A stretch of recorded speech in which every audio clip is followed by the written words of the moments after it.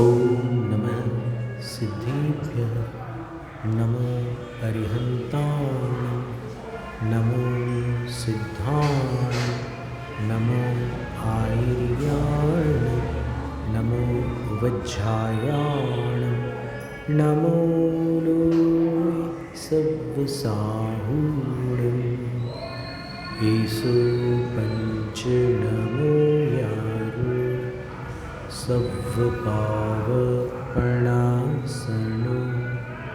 मङ्गलाणं च सव्वेषु पढमं वै मङ्गलं चत्तारि मङ्गलम् अरहन्तमङ्गलं सिद्धमङ्गलं साहुमङ्गलं केवलिप्रणतो धम्मो मङ्गलं चत्तारि लोकोत्तमा अरहन्तलोकोत्तमा सिद्धलोकोत्तमा साहुलोकोत्तमा केवलिप्रणतो धम्मो लोकोत्तमा चत्तारि शरणं पव्वजामि अरहन्तशरणं पव्वजामि सिद्धशरणं पव्वजामि साहुशरणं पव्वजामि केवलिप्रणतो धम्मो शरणं पव्वजामि। तीन लोक तीन काल के पंच परम गुरु अरहंत सिद्ध आचार्य उपाध्याय और सर्व साधु परमेश्वरी भगवंतों को भक्तिपूर्वक नमस्कार। जम्बूद्वीप भरत क्षेत्र आर्यखंड भारत देश उंडाव सर्पणी काल के धर्म तीर्थ शासन नायक प्रथम तीर्थंकर ऋषभदेव भगवान को आदि लेकर अंतिम तीर्थंकर भगवान महावीर स्वामी पर्यंत 24 जिन राजों को विनम्र प्रणाम। 12 अंग और 14 अंग बाह्य प्रकीर्ण स्वरूप शुद्ध देवी सरस्वती माता को भावपूर्ण वंदन। पूर्व शताब्दी के धर्म धुरंधर आचार्य चारित्र चक्रवर्ती ज्ञानी ध्यानी तपस्वी परम श्रद्धेय शांति सागर गुरुराज को त्रिभक्तिपूर्वक पुनः पुनः नमोस्तु। दीक्षा शिक्षा गुरु आचार्य विद्यासागर महाराज को नमन।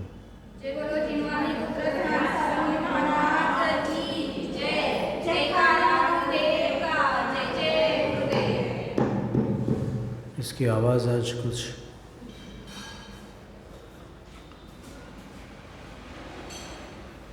अधिक तेज लग रही है।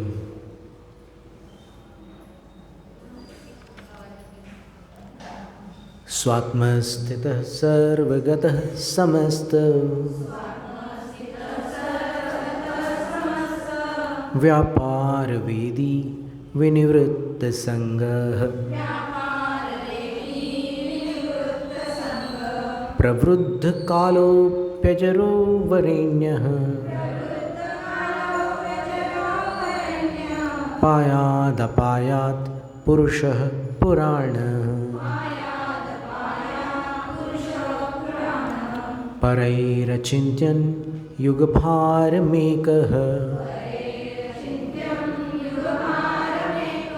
स्तोतुं वहन् योगिभिरप्यशक्यः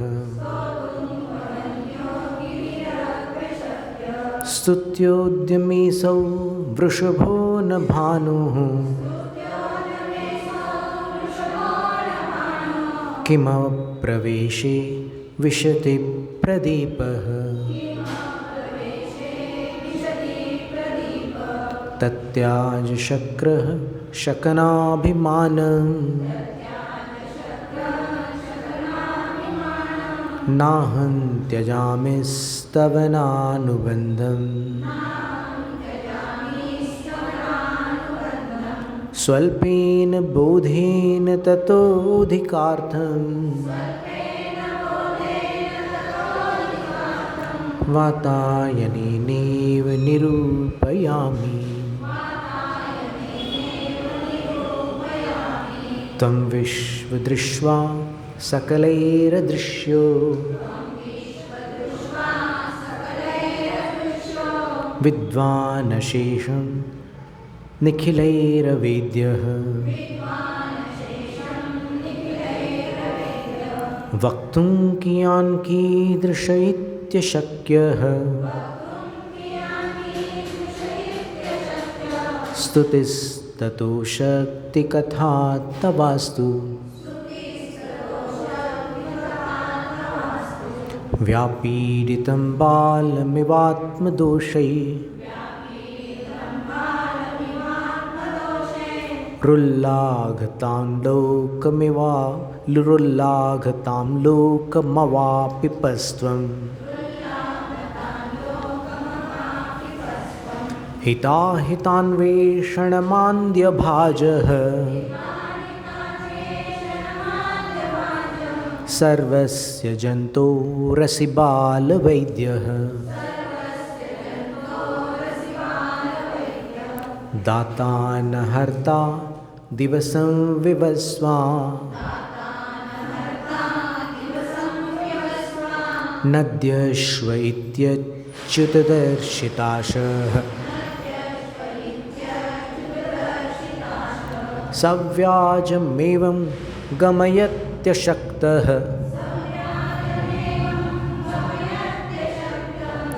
क्षणेन दत्सेऽभिमतन्नताय उपैति भक्त्या सुमुखः सुखानि त्वयि स्वभावाद् विमुखश्च दुःखम् सदा वदातद्युतिरेकरूपस्तयोस्त्वमादर्श इवावभासि अगाधताब्धेः स यतः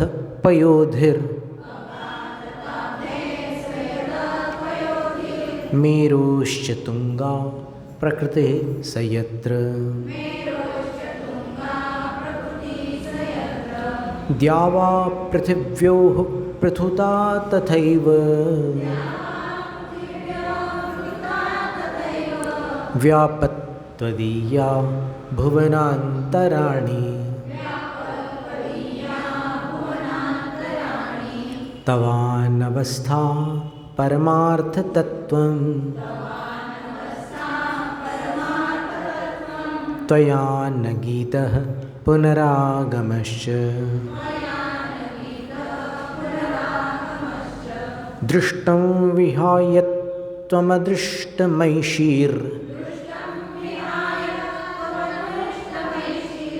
विरुद्धवृत्तोऽपि समञ्जसस्त्वं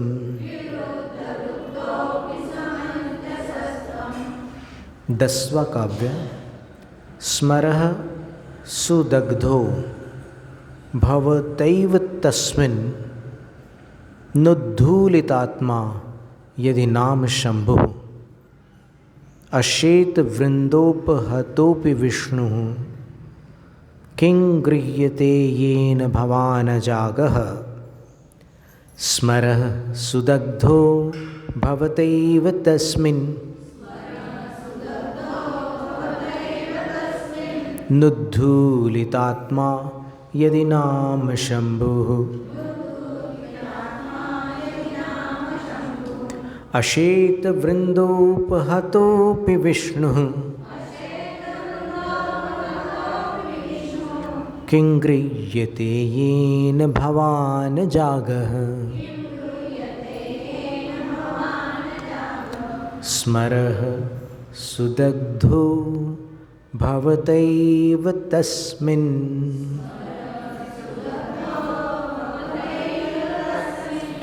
नुद्धूलितात्मा यदि नाम शंभुः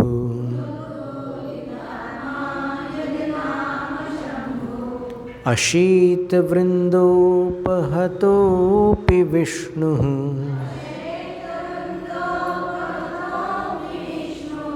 किं गृह्यते येन येन भवान् जागः।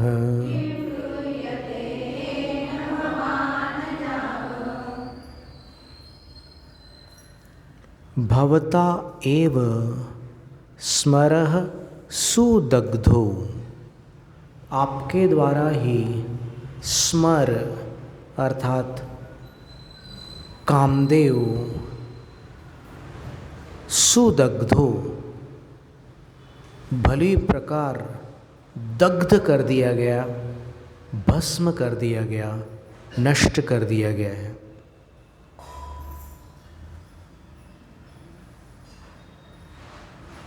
यदि नाम शंभु, और अगर कोई कहे कि नहीं हमने तो शंभु का नाम सुना है, शिवजी ने काम को भस्म किया था तीसरा नेत्र खोल करके, ऐसी कहानी आती है, तो तस्मिन् नुद्धूलित आत्मा, उसी कथा में ऐसा आता है कि उसके बाद जब वो काम के बाण शिव को लग गए, शंभू को लग गए, तो उन्होंने क्रुद्ध होकर के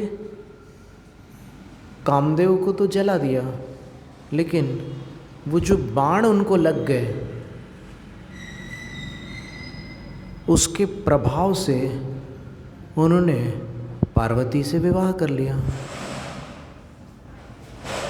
ऐसी कथा है शिव पुराण।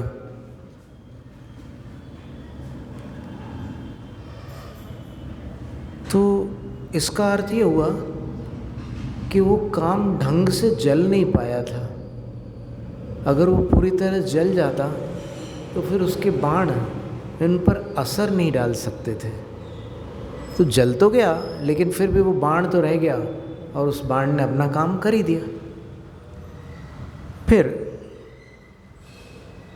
यदि नाम विष्णु, यदि कोई कहे कि नहीं विष्णु ने काम को नष्ट किया, तो वो भी तो नागशैया पर सो गए थे, अशेत नागशैया पर विष्णु भी शयन में तत्पर हो गए थे। और वृंदोपहतोपि, और वो वृंदा अर्थात लक्ष्मी से भी प्रभावित थे। अर्थात देखो, सब लोग विष्णु से प्रार्थना करते हैं, तब विष्णु उनकी बात मानते हैं, और लक्ष्मी विष्णु से कुछ कहती है तो विष्णु लक्ष्मी की बात मानते हैं। तो इस तरह देखा जाए तो चाहे शंभु हो चाहे विष्णु हो, एक पार्वती और एक लक्ष्मी से जुड़े हुए हैं। पर जिनेंद्र भगवान आदिनाथ प्रभु के विषय में कह रहे हैं कि वह काम किम गृह्यते, आपका क्या ले सकता था, क्या ग्रहण कर सकता था आपसे, क्योंकि येन भवान अजागः, आप हमेशा जागृत रहे, आप कभी भी प्रमादी नहीं हुए, आप कभी भी भ्रमित नहीं हुए, आप हमेशा सजग रहे। तो यहाँ पर आदिश्वर प्रभु की मुनि अवस्था का जो चित्रण है और उनकी अरहंत अवस्था का भी जो चित्रण है, उसमें अपन यही देखते हैं। जैसे भक्तामर स्तोत्र में अपन ने देखा, कल्याण मंदिर स्तोत्र में देखा कि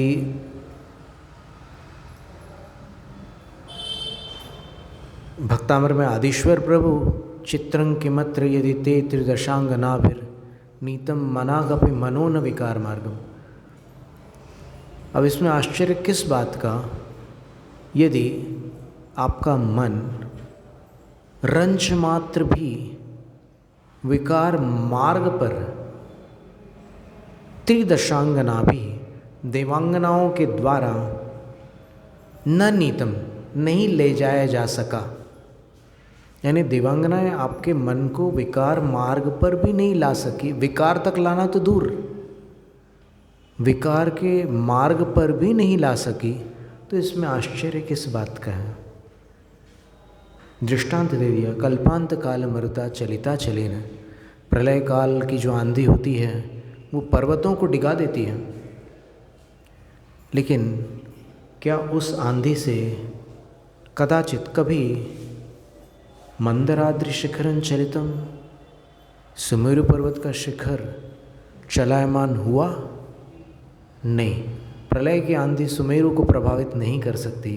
इसी तरह देवांगनाओं की चेष्टाएं आपके मन को विकार मार्ग पर नहीं ला सकी। तो इसमें आश्चर्य की क्या बात है?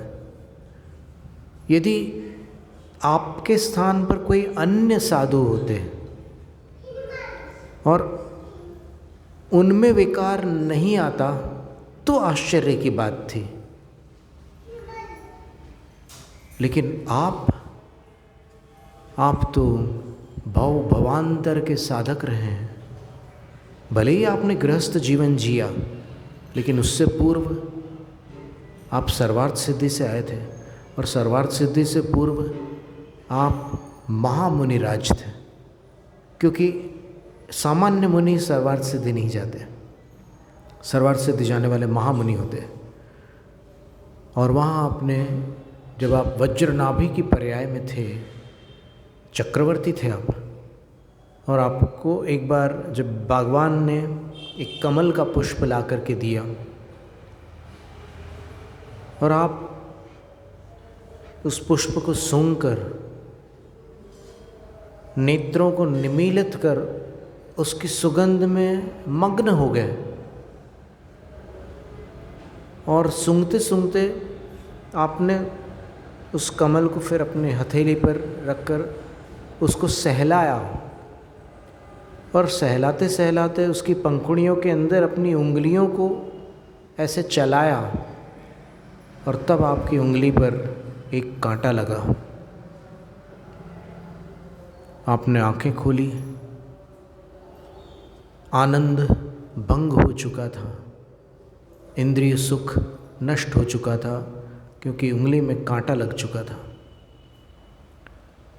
जब आपने उस पुष्प की पंखुड़ियों को हटाकर देखा तो उसमें एक मरा हुआ भ्रमर था।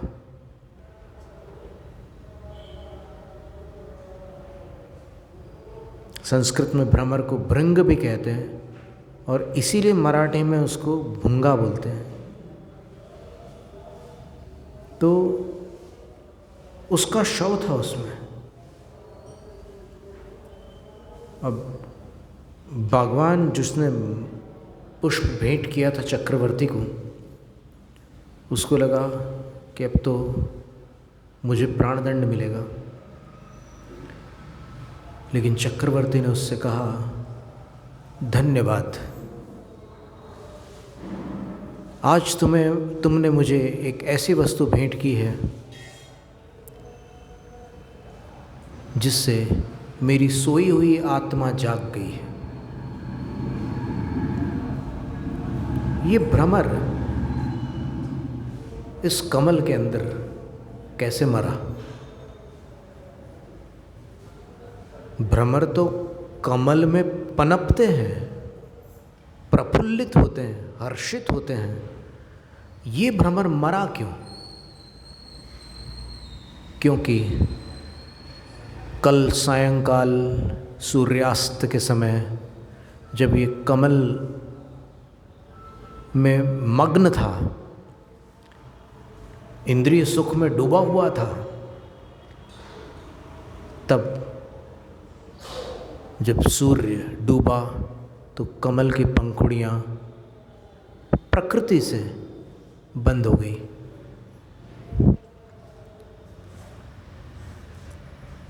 अब इसको जब बाहर निकलने का समय हुआ तो पंखुड़ियाँ बंद थी।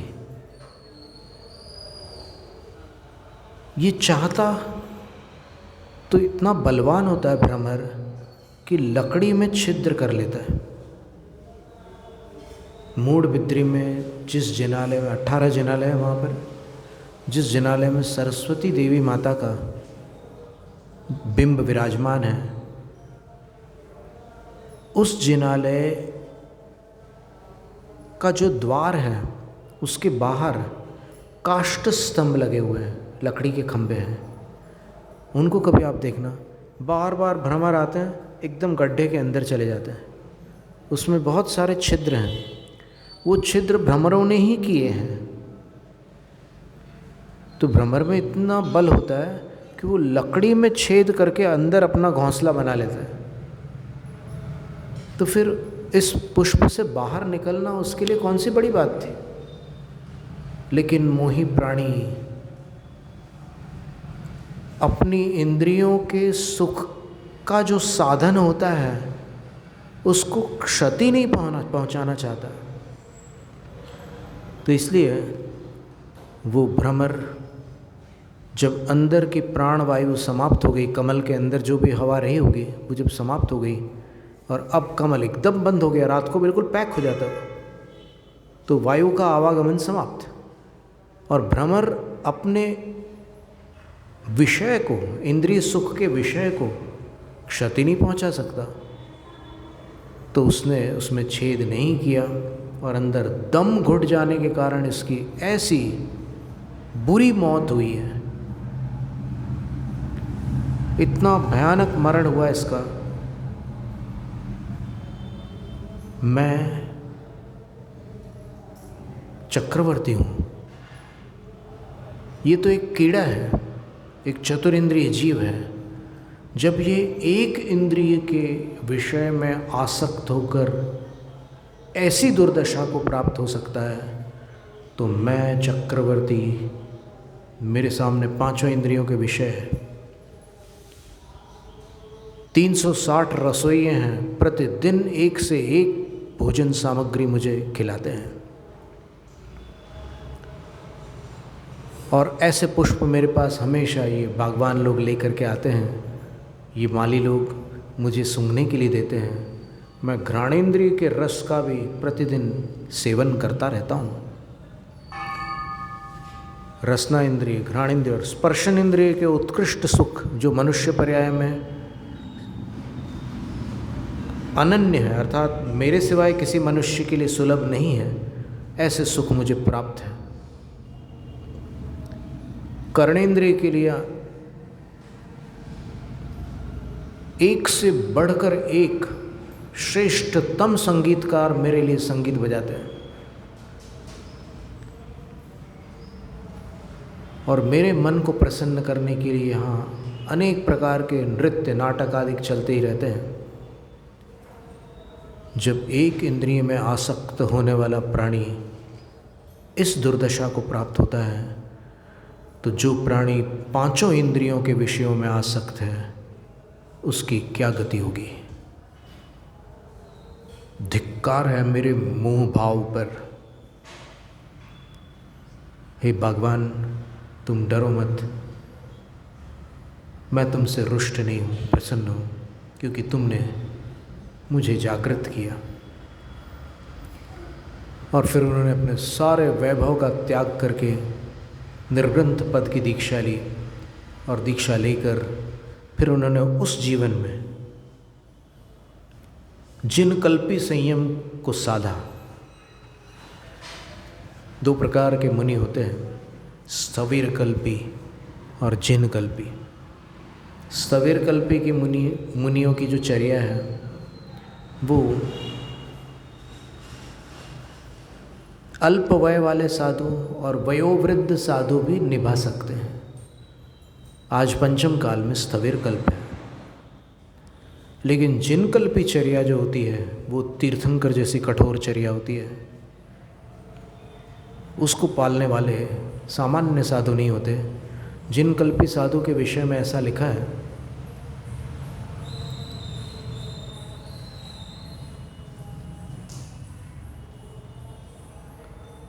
कि जब ग्रीष्मकाल समाप्त होता है और काले काले घने मेघ आकाश में व्याप्त हो जाते हैं और मूसलाधार वर्षा होने लगती है, तब जिनकल्पी मुनि एक स्थान पर विराजमान हो जाते हैं और 6 महीनों तक उपवास करके फिर आहार को उठते हैं। जिनकल्पी मुनि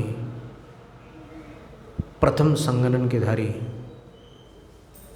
महातपस्वी होते हैं, महाशक्ति संपन्न होते हैं, बिल्कुल तीर्थंकर जैसी चर्या करने वाले साधु होते हैं।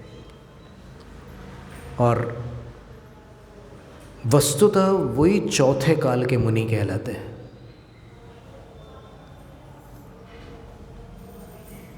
क्योंकि बाकी मुनि की जो चर्या है, स्थविर कल्प की जो चर्या है, वो पंचम काल में भी पाई जाती है, लेकिन वो जिनकल्पी चर्या वहाँ पाई जाती है चौथे काल में। चौथे काल के वो साधु अपनी कल्पना से परे हैं। आँखों में धूल चली जाए वो कुछ नहीं करते, पैरों में कांटे लग जाए कुछ नहीं करते, वो कोई प्रतिकार नहीं करते। कोई आकर कोई श्रावक उनके पैर से कांटा निकाल दे, वो उसको बताते भी नहीं है कि मुझे कांटा लगा है। वो निकालते हैं तो भी वो कोई प्रतिक्रिया नहीं करते। ऐसी अद्भुत चर्या करने वाले, तीर्थंकर जैसी चर्या करने वाले जिनकल्पी साधु होते हैं। बहुत दुर्लभ है जिनकल्प। और अभी जो भी साधु की चर्या हो रही है वो मोक्ष के लिए कारणभूत नहीं है, वो जिनकल्पी बनने के लिए, आगामी भाव में जिनकल्प तक पहुंचाने के लिए सहायक है। इस चर्या से, इस काल की चर्या से मुक्ति नहीं हो सकती है। तो इसलिए ये बात तो दिमाग से निकाल दो, पुरुषों को ही मोक्ष होता है, मुनियों को ही मोक्ष होता है। नहीं, केवल जिनकल्पियों को मोक्ष होता है, अन्य किसी को नहीं। केवल जिनकल्पियों को, क्योंकि वो उतने समर्थ होते हैं। असमर्थों को मोक्ष नहीं होता। जिन शासन में अत्यंत सक्षम जीव मोक्ष प्राप्त करते हैं, क्योंकि ऐसा प्रगाढ़ बंधन है कर्मों का। और ये नौकर्म जो शरीर है, ये आत्मा के साथ ऐसे बंधे हुए हैं कि इस बंधन को तोड़ने के लिए अकेली भक्ति काम नहीं आती, इसके लिए शक्ति भी बहुत आवश्यक है। भक्ति भी चाहिए और ज्ञान और चारित्र की शक्ति भी चाहिए, और ऐसी शक्ति कि मन को शून्य बना ले, राग से शून्य मन बना ले। किसकी शक्ति बताइए आप? कुछ लोग कहते हैं कि महावीर स्वामी ने पक्षपात किया, पुरुषों को ही मोक्ष बताया। अरे भाई, पुरुषों को मोक्ष नहीं बताया उन्होंने जिन कल्पियों को मोक्ष बताया। ऐसे ही किसी पुरुष को मोक्ष मिल जाता है क्या? मिल ही नहीं सकता। कौन है जो इस पंचम काल में जन्मा हुआ पुरुष हो और मोक्ष चला गया हो? एक भी नहीं। बहुत सारी शर्तें हैं मोक्ष जाने के लिए। इष्टोपदेश के दूसरे काव्य में आचार्य पूज्यपाद स्वामी ने लिखा है, दूसरे ही काव्य में लिखा है उन्होंने, योग्योपादान योगेन दृशवः स्वर्णतामता द्रव्यादि स्वादि संपत्ता वात्मनोप्यात्मता मता।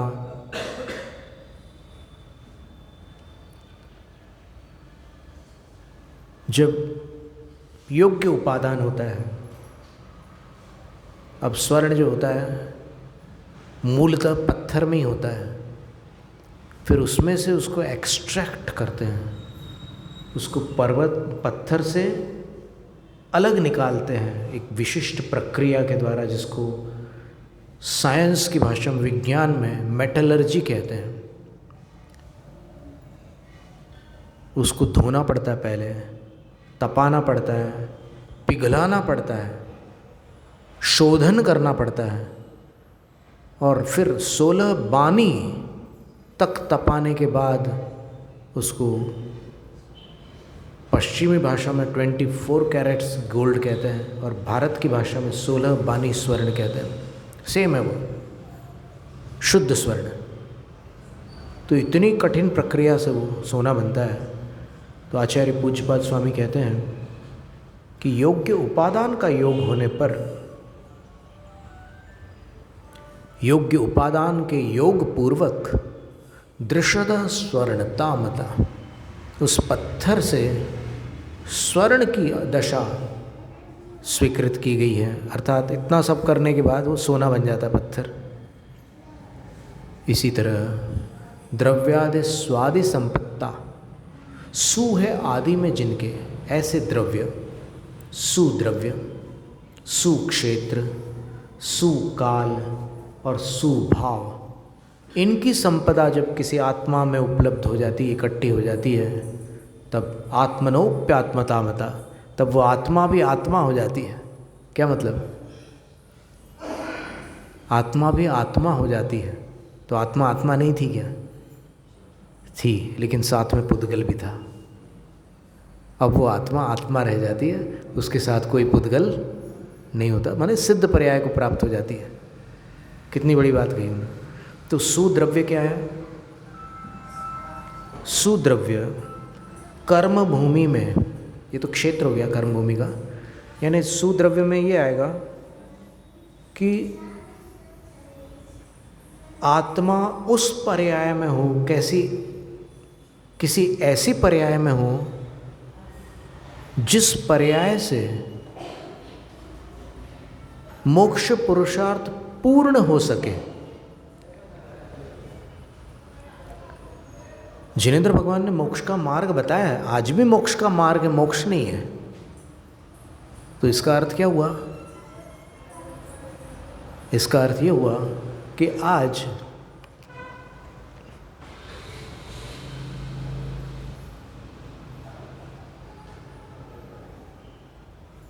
साक्षात मोक्ष नहीं है।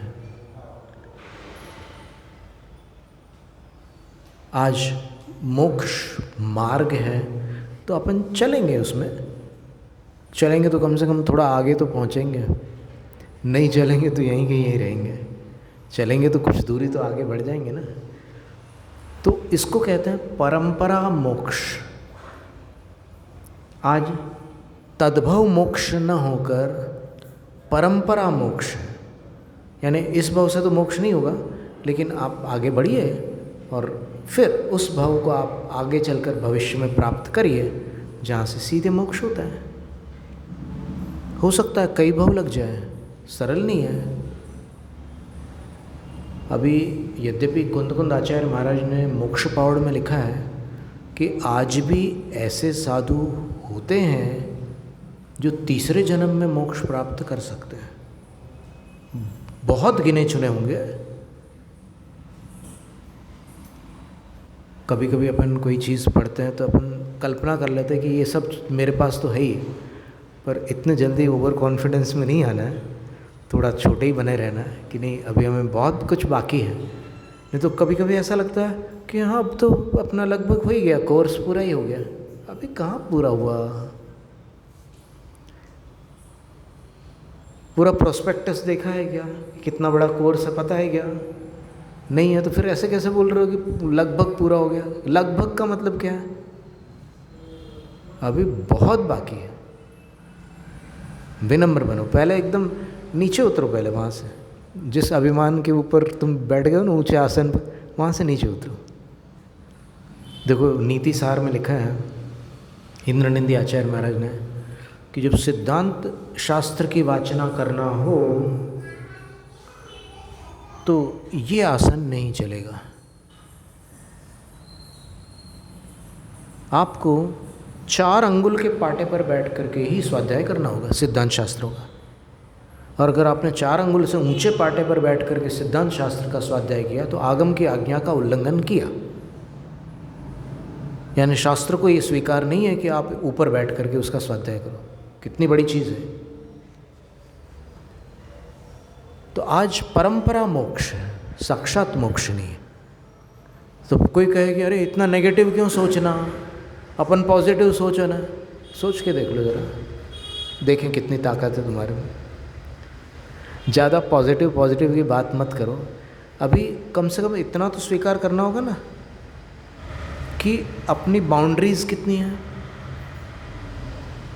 निश्चय से तो आत्मा और परमात्मा समान है, ठीक है, पर निश्चय से किसी को मोक्ष हुआ क्या?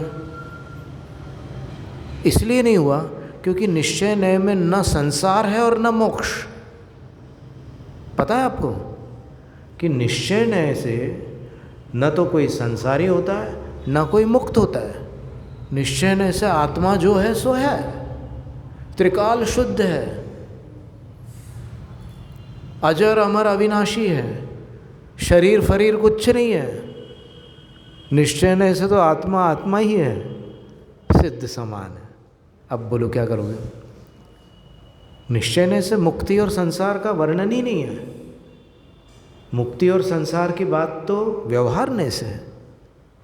तो अगर अकेले निश्चय को कोई पकड़ता है तो फिर उसका तो मार्ग बन ही नहीं सकता। बल्कि ये कहो कि एक अपेक्षा से रत्नत्रय मोक्ष का मार्ग है और दूसरी अपेक्षा से रत्नत्रय है ही नहीं। आप कहोगे कि ये कहाँ की बात आ गई, आज तक ऐसा नहीं सुना। शायद आपको याद नहीं है, कभी न कभी शायद सुना होगा आपने। अगर समय सार के व्याख्यान आपने कभी सुने होंगे तो उसमें एक गाथा आई है।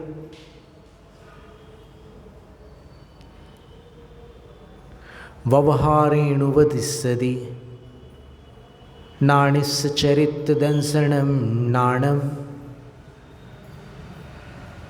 नविनाणं न चरितं न दंसनं जानगो शुद्धो। बताओ क्या करोगे? निश्चय नय में ऐसी बात आ रही है। बोले कि ज्ञानी के पास दर्शन ज्ञान और चारित्र व्यवहारेण उपदिश्यते, व्यवहार से उपदिष्ट है। अर्थात व्यवहार ने का ऐसा उपदेश है कि ज्ञानी जीव के पास रत्नत्रय होता है। तो निश्चय नय का क्या उपदेश है? तो गाथा के उत्तरार्ध में कुंदकुंद आचार्य कह रहे हैं, नवीनाणम न चरितम न दंसनम जानगो शुद्धो। ज्ञान नहीं है, दर्शन नहीं है, चारित्र नहीं, निश्चय नय से फिर क्या है? शुद्ध ज्ञायक है, शुद्ध चैतन्य स्वरूपी आत्मा है। अब क्या करोगे? मोक्ष कैसे होगा? तो उसको वो शुद्ध चैतन्य स्वरूपी जो आत्मा है वो कौन सा स्वरूप है, कौन सा स्वभाव है आत्मा का? 5 प्रकार के भाव है ना। औपशमिक क्षायिकौ भावो मिश्रस्य जीवस्य स्वतत्व मौदैक पारिणामिकौ च।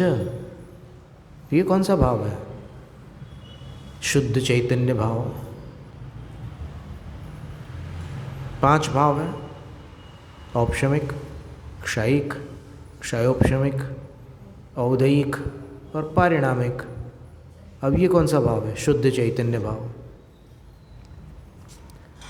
परम पारिणामिक भाव है। ठीक है। पारिणामिक भाव के 3 भेद हैं। कौन से? जीवत्व, भव्यत्व, अभव्यत्व। तो इसमें जीवत्व के 2 भेद हैं। एक व्यवहार नयाश्रित जीवत्व, दूसरा निश्चय नयाश्रित जीवत्व। निश्चय नयाश्रित जीवत्व क्या है और व्यवहार नयाश्रित जीवत्व क्या है? तो जो 10 प्राण रूप जीवत्व है वो व्यवहार जीवत्व है, और जो शुद्ध चैतन्य भाव रूप जीवत्व है वो निश्चय जीवत्व है। तो वो जो शुद्ध चैतन्य भाव है वो भाव जीव को हमेशा जीव बनाए रखता है। उस भाव के कारण जीव जीव है, उसको कहते हैं जीव तत्व। जीव तत्व क्या है? जीव का शुद्ध चैतन्य स्वभाव, वो जीव तत्व है। बिल्कुल सिद्ध समान जीव का जो स्वरूप है वो शुद्ध जीव तत्व है, शुद्ध जीवत्व है। अब जीवत्व का अर्थ होता है जीवपना। बस उस एक भाव को निकाल लो तो जीव अजीव हो जाता है। निकलता नहीं है, वो तो अगुर लघुत्व एक गुण है ना सामान्य गुणों में। वो किसी द्रव्य को कम भी नहीं होने देगा, बढ़ने भी नहीं देगा। वो द्रव्य जैसा है वैसे ही अनादि निधन रहेगा, कम ज़्यादा नहीं होने देता वो द्रव्य को। तो अपन एक कल्पना करो, केवल उस एक भाव के बिना जीव नहीं रह जाता। तो सबसे महत्वपूर्ण भाव है वो शुद्ध पारिणामिक भाव।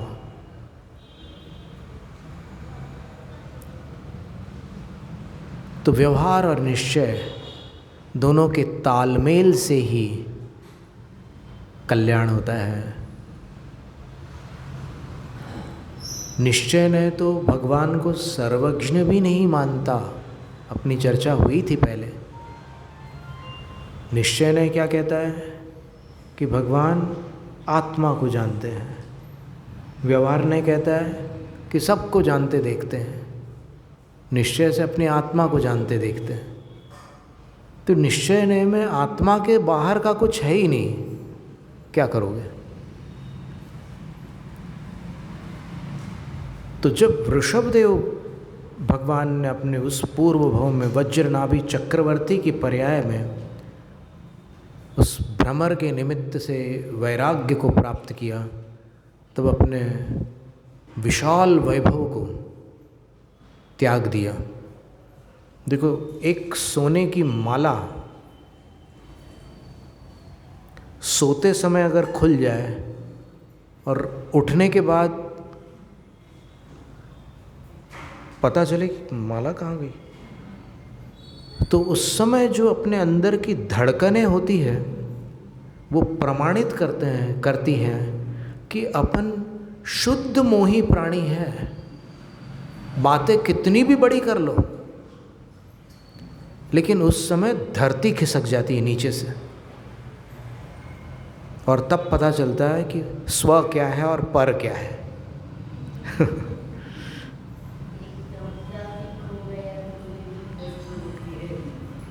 वो इतनी आसक्ति है ना, विषयासक्ति है ये। और जो इसके त्यागी है वास्तव में वही सच्चे वैरागी है, क्योंकि वैराग्य के बिना त्याग संभव नहीं है। और केवल विषयों के त्यागी नहीं, देहासक्ति के भी त्यागी हैं। उन्होंने विषयासक्ति का त्याग किया, देहासक्ति का त्याग किया, और रागासक्ति का भी त्याग किया। कभी राग द्वेष उत्पन्न होते हैं, संज्वलन के उदय में भी होते हैं, बस थोड़ी देर उत्पन्न हुए, कुछ थोड़ा बहुत आवेश भी आ सकता है, मुनिराज को भी वैसी स्थिति बनती है। कभी पीड़ा तीव्र हो रही है तो फिर वो मुनिराज उस पीड़ा में छटपटा भी सकते हैं। ध्यान देना बात पर, ऐसा मत समझना कि सारे मुनि परिशय जयी होते हैं। पुलाक मुनि परिशय जयी नहीं होते, वो भावलिंगी मुनि है। फिर भी वो कभी अशुभ लेश्या में नहीं आते, ये भी एक बड़ी खूबी है उनकी। पुलाक मुनि हमेशा शुभ लेश्या वाले होते हैं, फिर भी कभी ऐसी वेदना की स्थिति में वो वेदना में छटपटा सकते हैं। और पुलाक मुनि की तो बात छोड़ो आप, कषाय कुशील मुनि को भी कापोत लेश्या बताई है। बहुत आश्चर्य की बात है। प्रतिसेवना कुशील मुनि की 6 लेश्या है, पुलाक मुनि की 3 लेश्या हैं, बकुश मुनि की 6 लेश्या हैं, और कषाय कुशील मुनि की 4 लेश्या हैं। कापोत लेश्या कैसे? उसका एक उदाहरण आता है शास्त्रों में कि एक मुनि महाराज थे, उनके भाई भी उनके साथ दीक्षित हुए थे, और दोनों भाई बहुत कठिन तपस्या करते थे। तो एक बार उन्होंने 1 महीने का उपवास किया, और पारणा के दिन उन्होंने संकल्प किया कि किसी परिचित के यहाँ आहार नहीं करेंगे, अपरिचित के यहाँ ही आहार लेंगे। तो अब वो जिस गांव में जहाँ वो रुके हुए थे सब लोग परिचित थे, तो दूसरे गांव जाना पड़ा उनको। 1 महीने के उपवास, और गर्मी और प्यास और भूख भयंकर थी उस समय। गए वो, नदी का किनारा था तो वहाँ की उमस भी थी। नदी के पास की गर्मी अलग तरह की होती है। तो गांव गए तो फिर वो गांव उजड़ा हुआ था, किसी कारण से वो गांव उजड़ गया था उस दिन। तो फिर उनमें से एक मुनि जो थे, बड़े महाराज जो बड़े थे, वो नदी के किनारे बैठ गए और उन्होंने संकेत किया कि हम चल नहीं पाएंगे, आगे नहीं जा पाएंगे, आप निकलो। तो वो छोटे मुनि जो थे वो आगे निकल गए, उनका नाम धर्म कीर्ति था, और बड़े मुनि जो थे उनका नाम धर्म घोष था। तो वो आगे निकल गए, और क्या कर्मों का योग था कि वो दूसरा गांव भी उजड़ा हुआ था, तो वो तीसरे गांव तक जाने की उनकी भी शक्ति नहीं थी। तो वो भी नदी के किनारे आकर के बैठ गए चुपचाप। अब ये धर्म घोष मुनि जिस नदी के किनारे बैठे थे, तो जल देवता गंगा देवी जो उनका नाम था, बहुत प्रसिद्ध नाम है।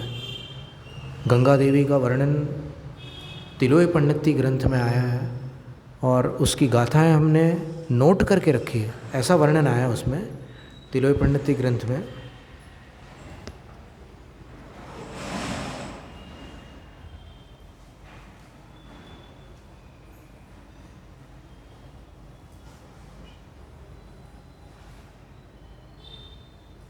वो गाथा हमने उतार ली थी।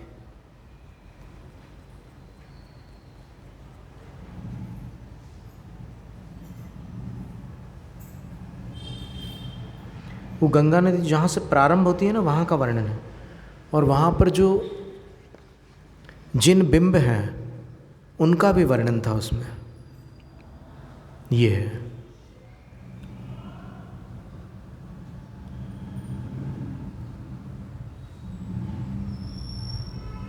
गंगा देवी कहाँ निवास करती है, तो उसका लिखा है, यतिवृषभाचार्य महाराज ने तिलोय पंडिती के चतुर्थ महाधिकार में लिखा है, वरवेदी परिखित्ते चौगोर मंदिरमिपासादे रमुज्जाने तस्सिम गंगा देवी स्वयं वसई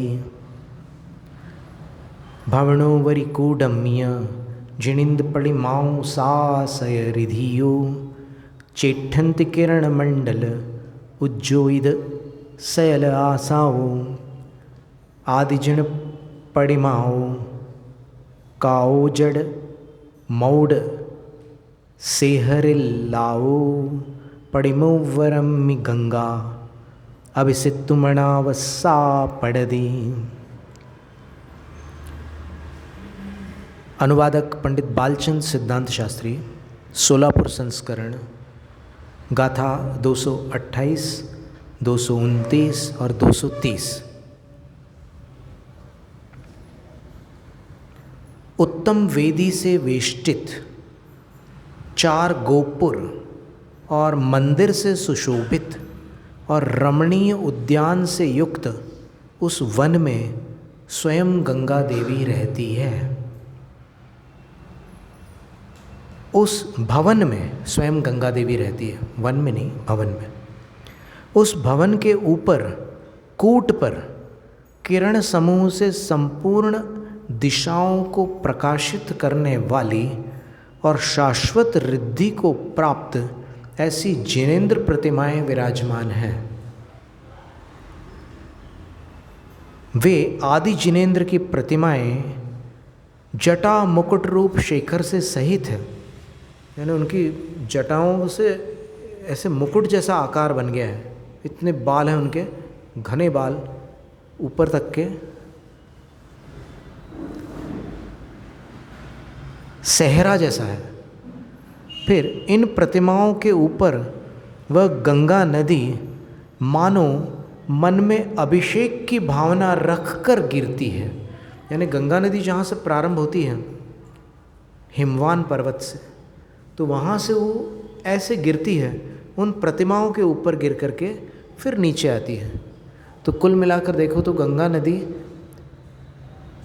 उन भगवंतों का गंधोदक है।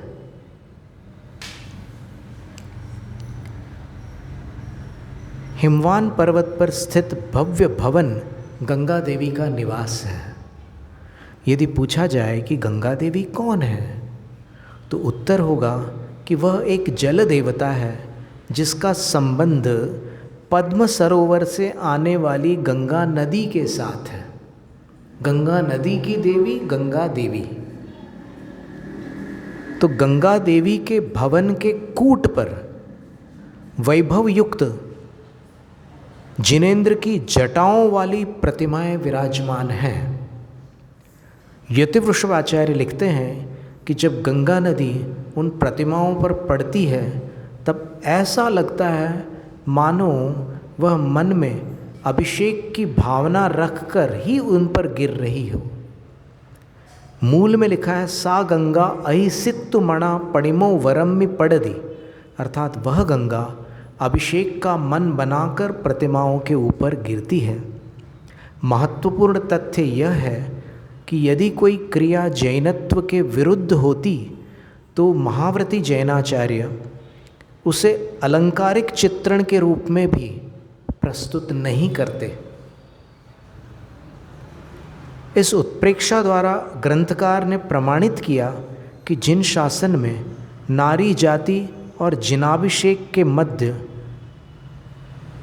कोई विरोध नहीं है, क्योंकि गाथा में लिखा ना कि गंगा नदी, गंगा देवी नदी की अधिष्ठात्री देवी हो गई, जल देवता हो गई ना। और वो गंगा नदी गंगा देवी के भवन के ऊपर से आ रही है। उसके ऊपर पद्म सरोवर है, पद्म सरोवर से गंगा नदी आ रही है। और सबसे पहले वो गंगा देवी के भवन के ऊपर उसके शिखर पर जो जिनेंद्र की प्रतिमा है जटाओं वाली, उस पर गिर रही है। और वहाँ से होकर के वो पूरे भवन से नीचे आती हुई ऐसे नीचे की ओर प्रवाहित होती है। तो आचार्य क्या लिख रहे हैं कि गंगा नदी भगवान का अभिषेक करने की भावना से उन पर गिरती हुई नीचे आ रही है। तो अब गंगा नदी अभिषेक की भावना से नीचे आ रही है, तो ये गंगा नदी स्त्रीलिंग है कि पुल्लिंग है? स्त्रीलिंग है।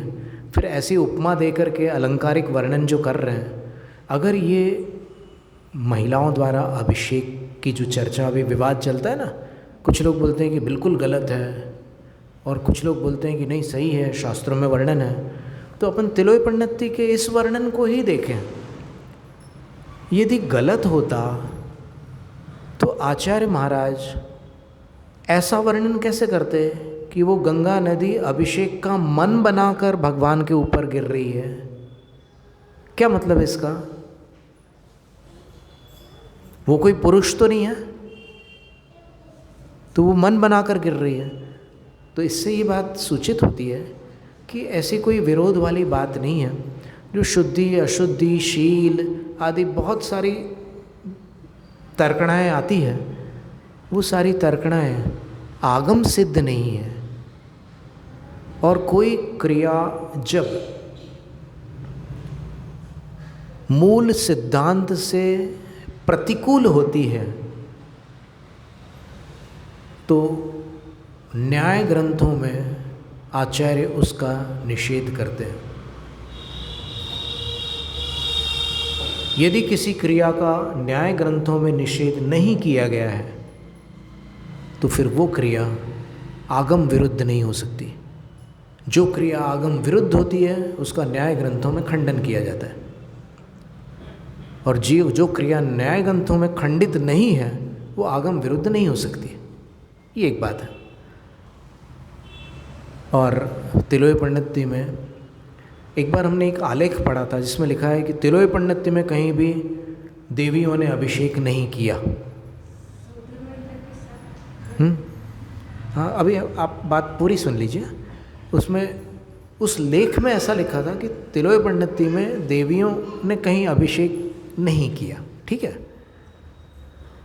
अब हमारा मन हुआ, पता नहीं क्यों मन हुआ हमारा, कि भाई इनने जो लिखा है एक बार अपन चेक कर लें, जांच कर लें। और जांच करने पर हमें मिला कि देवियों ने अभिषेक किया है। ऐसी गाथाएं मिली उस गाथा का अर्थ या उन गाथाओं का अर्थ किसी भी प्राकृत विद्वान से पूछ लिया जाए कि इसका अर्थ क्या है, आप हिंदी में करके बता दो। तो फिर देखो, कभी कभी लोग जो प्रमाण देते हैं कि देखो पुराने आचार्यों ने कहीं भी ये बात नहीं कही है, तो उसमें धोखा हो जाता है। तिलोई पंडित्य में हमने देखा तो हमें 2 स्थानों पर मिल गया, बल्कि ये तीसरा स्थान तो अभी आपके सामने हमने रख ही दिया, पर उसके अतिरिक्त और 2 स्थानों पर उसका उल्लेख मिला।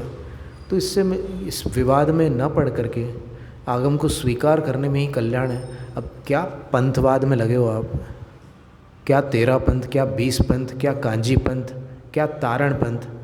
जो आगम पंथ है, जो शास्त्र में आया है, उसको मानो तो सम्यक दृष्टि हो, न मानो तो किसी भी पंथ के क्यों ना हो आप मिथ्या दृष्टि हो।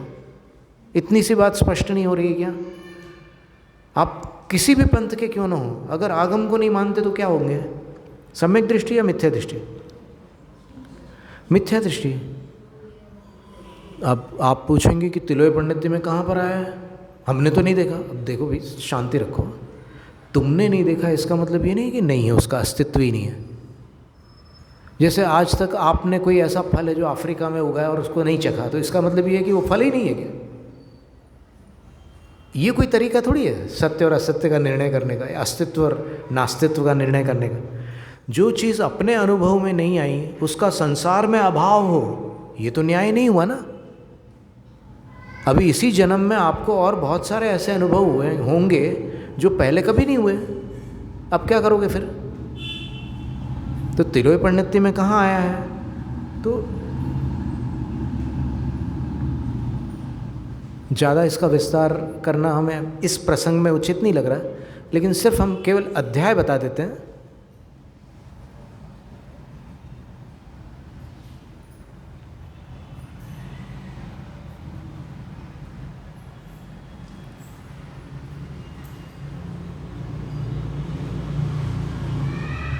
तिलोई पंडित्य के तीसरे महाधिकार में आया है, गाथा 228 से लेकर 231 तक, नहीं उससे आगे भी है, 233 तक, ठीक है, और भी आगे है कुछ कुछ, 238 तक हमने संग्रह किया, चलो ठीक है। इसके बाद तिलोई पंडित्य के 8वें महाधिकार में आया, गाथा 594 से लेकर 599 तक।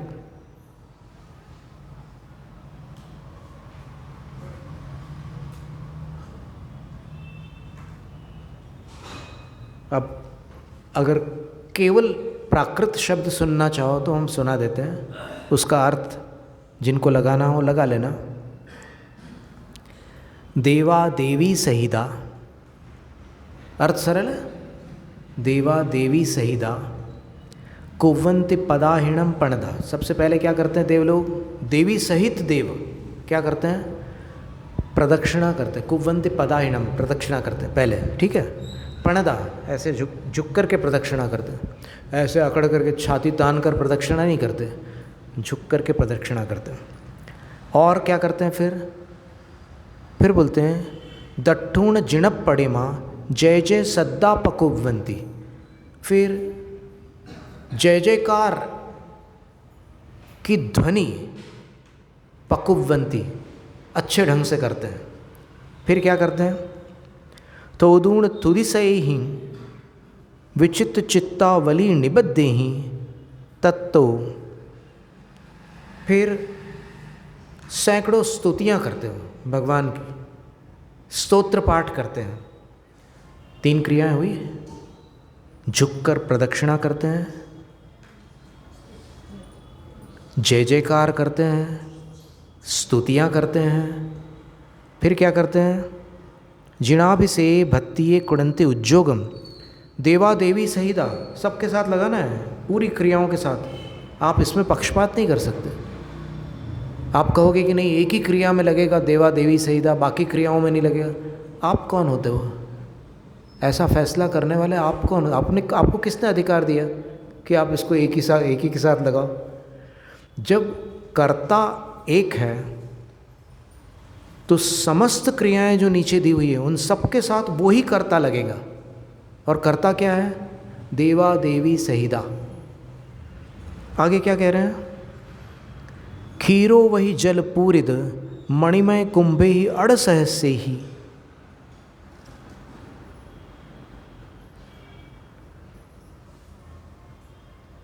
मंतुघोषण मुहला जिनाभिसेयम पकुवंती। क्षीर समुद्र के जल से भरे हुए 1008 घड़ों से मंत्रोद्घोष से मुखर होते हुए वे देवी सहित देव जिनाभिसेयम पकुवंती, जिनेंद्र भगवान का अभिषेक करते हैं। हो गया? कहाँ पर है ये? तिलोय पन्नती के तीसरे महाधिकार में। इसी प्रकार अष्टम महाधिकार में भी। इसका ज़्यादा विस्तार क्या करना, सीधी सी बात यह है कि अपनी चर्चा जो चल रही थी, मूल चर्चा ये थी कि एक तो आगम को मानने से अपना सम्यक तो सुरक्षित होता है, और फिर बाद में विशापहार स्तोत्र में अपन ये पढ़ रहे थे कि भगवान ने जन्मांतरों से ही अपने मन को साध लिया था। तो उस जीवन में उन्होंने जिन कल्पी चर्या की थी, जब वो चक्रवर्ती की पर्याय से दीक्षित हुए थे, जिन कल्पी चर्या की थी, और अंत में 6 महीने उपवास किया था उन्होंने, और 6 महीने वो पद्मासन में बैठे रहे। कौन? वज्र नाभि मुनिराज। और पद्मासन में बैठ करके अंत में उन्होंने उपशमक श्रेणी पर आरोहण करके यथाख्यात चारित्र को प्राप्त किया। फिर नीचे आए, फिर से उपशमक श्रेणी पर आरूढ़ होकर पुनः यथाख्यात चारित्र को प्राप्त किया, और 11वें गुणस्थान में उनकी आयु समाप्त हुई, और सर्वार्थ सिद्धि में वह हेमिंद्र पद को प्राप्त हुए, और वहाँ से आकर यहाँ पर अयोध्या नगरी में प्रथम तीर्थंकर वृषभ देव के रूप में जन्मे। तो जब उस जीवन में ही वो इतने पवित्र हो चुके थे, तो इस जीवन में इनके मन को कौन डिगा सकता था? अर्थात वस्तुतः काम विजेता जिनेंद्र होते हैं। बस इतना ही कथन का सार था। जैनम जयतु शासनम। स्तोत्र पठन में मेरे द्वारा यदि जो कहीं कहीं प्रमाद से कुछ अर्थ वाक्य पद मात्रा छूट गई, सरस्वती मेरी उस त्रुटि को कृपया क्षमा करें, और मुझे कैवल्य धाम में माँ अविलंब धरे।